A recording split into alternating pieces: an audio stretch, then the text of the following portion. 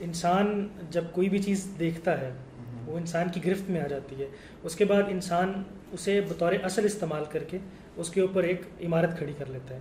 لیکن یہاں پہلی غلطی تو اس کے مشاہدے میں موجود ہے نا، یعنی وہ کمی بیشی اس کے مشاہدے میں موجود ہے، اس پہ اس نے اسے بطور اصل استعمال کیا اور اس کے اوپر عمارت کھڑی کر دی اور ایک مقدمہ قائم کر دیا.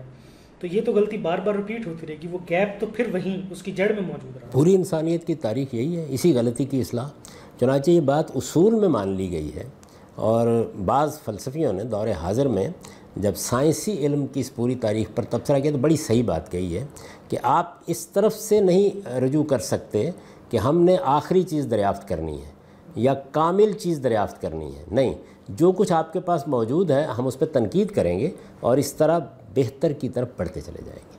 یعنی ہمارے علم میں ایک تدریجی نوعیت کی بہتری آتی ہے. اس میں وہ بھی چیزیں ہوتی ہیں جو کہا جا سکتا ہے کہ یہ اب حقیقت بن گئی، ان پہ بحث بند ہو گئی ہے، یہ دروازہ اب بند کر دینا چاہیے. ایک وقت آتا ہے مثلا اب دنیا میں کہیں بھی سائنس میں اس پر تحقیق نہیں ہو رہی کہ زمین گول ہے یا چپٹی ہے، یہ تحقیق کا دروازہ بند ہو گیا. یا یہ کہ زمین سورج کے گرد گردش کرتی ہے یا سورج زمین کے گرد گردش کرتا ہے، یہ بحث بھی کم و بیش بند ہو گئی ہے. تو اگر آپ غور کر کے دیکھیں تو اس پچھلے عرصے کے دوران میں بہت سے باب ہیں جو پایہ تکمیل کو پہنچ گئے ہیں. تاہم ایک بہت بڑا حصہ ایسا ہوتا ہے علم کا جس میں یہی رویہ درست ہوتا ہے کہ پہلے سے موجود تھیری نظریہ اس میں بہتری آتی چلی جاتی ہے. وہ بہتری کہاں سے آتی ہے؟ کہیں ہم مشاہدے کی غلطی کو پکڑ لیتے ہیں، کہیں تجربے کی غلطی کو پکڑ لیتے ہیں، کہیں ہم اس تجربے اور مشاہدے کے باہمی تعامل کی غلطی کو پکڑ لیتے ہیں، کہیں اس کی نتیجہ خیزی کے اوپر ہمارے ہاں کوئی سوال پیدا ہو جاتا ہے، تو اس کے بعد نئی تحقیق شروع ہو جاتی ہے. ہمارے پاس ڈیٹا بہت کم ہوتا ہے اور جو ہم نتیجہ نکال رہے ہوتے ہیں وہ بہت بڑا ہوتا ہے، تو اس سے نتیجے میں فرق نہیں پڑتا ہے. دیکھیے دنیا میں اس وقت جتنی کچھ تنقید ہوتی ہے، یعنی انسان کے پاس پھر ایک اور دوسری چیز ہے نا، آپ نتیجہ نکال لیں گے اس کے بعد یہ تنقید شروع کر دیں گے، یہ نتیجہ نکالیں گے میں تنقید شروع کر دوں گا. تو اس میں تنقید کرنے کی بنا کیا ہوتی ہے؟